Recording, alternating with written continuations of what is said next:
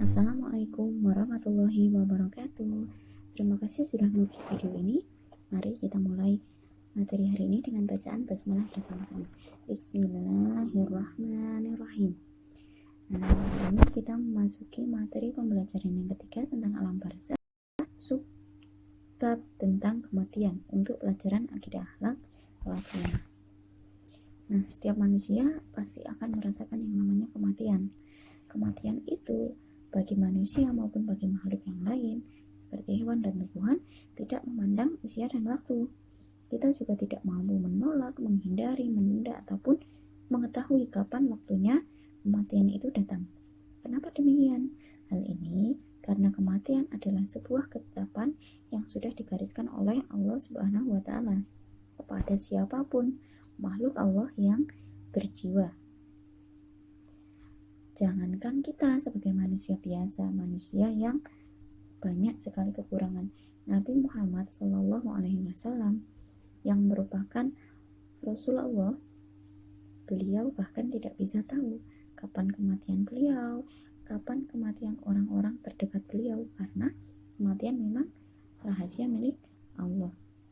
Kematian itu bukanlah akhir dari segalanya, melainkan awal dari kehidupan sesungguhnya. Di mana kehidupan sesungguhnya? Yaitu di alam akhirat yang kekal.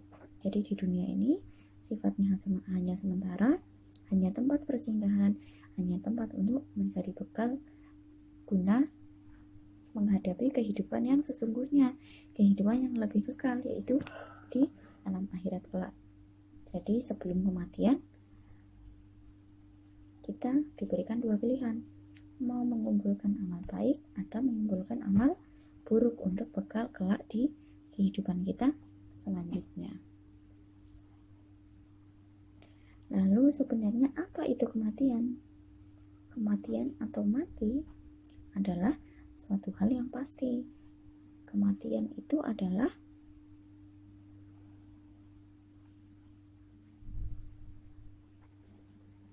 ketiadaan hidup di dunia karena berpisahnya ruh dari jasadnya. Jadi ketika seseorang meninggal, seseorang mati, itu artinya ruhnya sudah diangkat dari jasadnya. Nah, kriteria kematian itu ada dua macam. Yang pertama ada su'ul khatimah atau mati dalam keadaan yang jelek, dan yang kedua ada husnul khatimah atau mati dalam keadaan yang baik.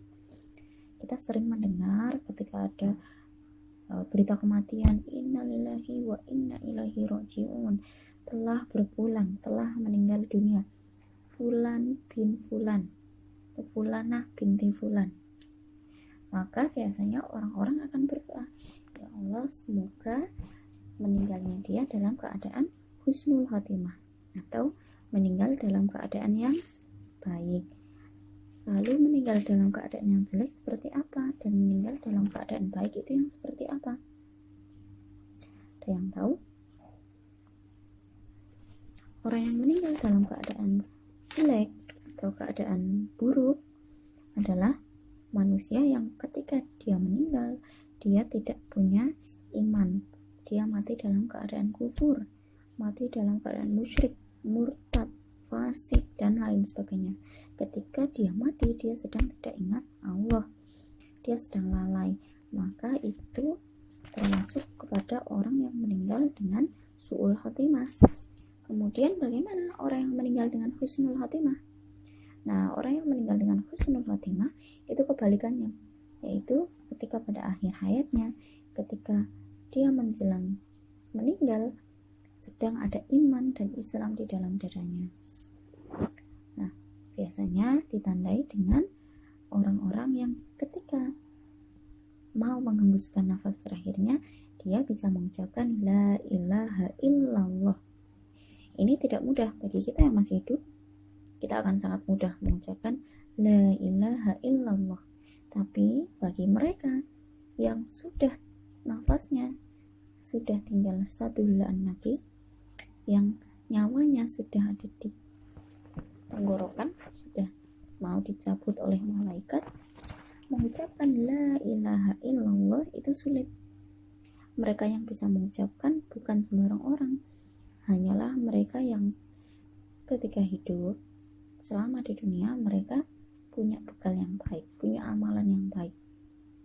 Mereka yang di dalamnya masih tertanam iman dan Islam, yang bisa mengucapkan la ilaha illallah. Selanjutnya kita akan lihat sakaratul maut. Tidak asing ya dengan kata-kata sakaratul maut.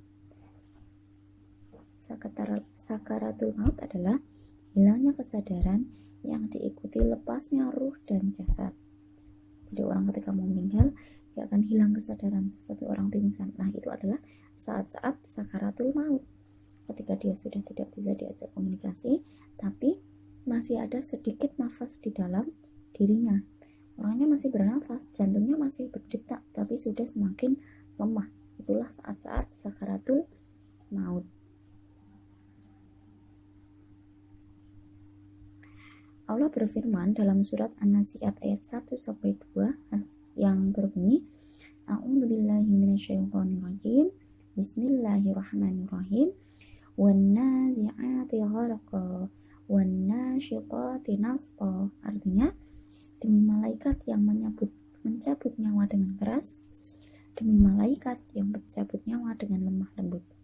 Nah, pada ayat ini Allah memberikan isyarat bahwa bagi orang-orang yang tidak beriman dan berdosa akan mengalami sakaratul maut yang sangat menyakitkan. Sedangkan bagi orang-orang yang beriman dan beramal soleh akan mengalami sakaratul maut dengan mudah. Semudah-mudahnya sakaratul maut itu, kalau kalian ketahui, itu sangat-sangat sakit. Bahkan Rasulullah yang Allah jaga dari dosa-dosa, beliau saja mengalami kesakitan yang sangat hebat ketika sakaratul maut.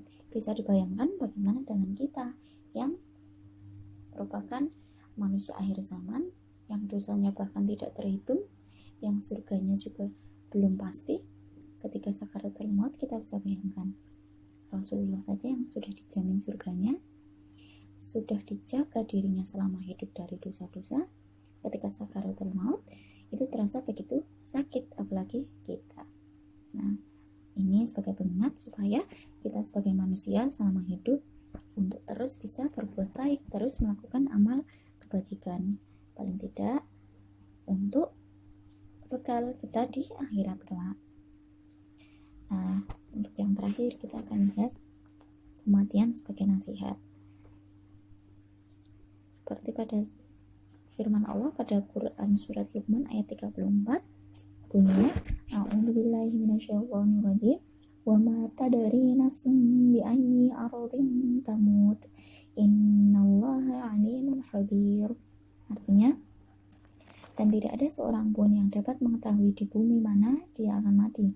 Sungguh Allah yang maha mengetahui, maha mengenal. Hikmah dari ayat tersebut adalah agar manusia tidak berpangku tangan dan tetap mawas diri. Selain menaati perintah Allah dan menjauhi larangannya, selalu berpikir sebelum bertindak. Dipikir dulu, kira-kira ada manfaatnya tidak aku melakukan ini? Kira-kira dengan melakukan hal ini, aku bisa mendapat pahala atau tidak? Bisa menyenangkan Allah tidak? Apakah dengan melakukan ini Allah murka denganku atau tidak? Nah, contohnya apa? Contohnya ketika anak-anak buka HP, mau belajar, kayaknya itu ada aplikasi game menarik nih untuk main sebentar. Nah, karena anak-anak sudah belajar tentang materi kematian, anak-anak akan kembali berpikir, kalau aku belajar, aku main game sebelum belajar, kira-kira bermanfaat tidak? Kira-kira membuat orang tua aku marah enggak? Kira-kira Allah ridho enggak kalau aku belum belajar, belum melakukan kewajibanku, aku sudah main game, aku sudah bermain, kira-kira Allah ridho tidak? Nah, itu adalah salah satu contohnya, berpikir sebelum bertindak. Contoh lainnya, ketika anak-anak sudah saatnya sholat, aduh main gamenya belum selesai, satu ronde lagi aja lah, satu ronde lagi. Ketika belum belajar tentang materi kematian, anak-anak akan hajar terus, jam sholat juga bablas saja. Yang penting main game, sampai gamenya menang aku belum mau berhenti. Waktu sholat ya sudah nanti saja. Waktunya belajar nanti aja kalau gamenya udah selesai. Waktunya makan nanti aja, gamenya belum menang. Nah, ketika anak-anak sudah belajar materi kematian ini, anak-anak akan berpikir ulang. Main game belum selesai, tapi azan sudah berkumandang di masjid. Anak-anak akan berpikir ulang, kayaknya Allah nggak ridho nih kalau aku akan terus main game dan melalaikan sholat. Gamenya aku letakkan dulu, nanti bisa dimulai lagi. Lalu anak-anak beranjak, ambil mukena, ambil sarungnya, ambil air wudhu, lalu datang ke masjid untuk melakukan sholat. Nah, itu adalah contoh hikmah, contoh perubahan yang bisa diwujudkan ketika anak-anak sudah belajar tentang materi kematian hari ini.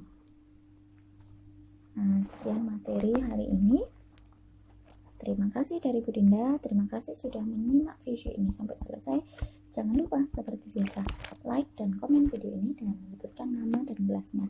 Terima kasih. Wassalamualaikum warahmatullahi wabarakatuh.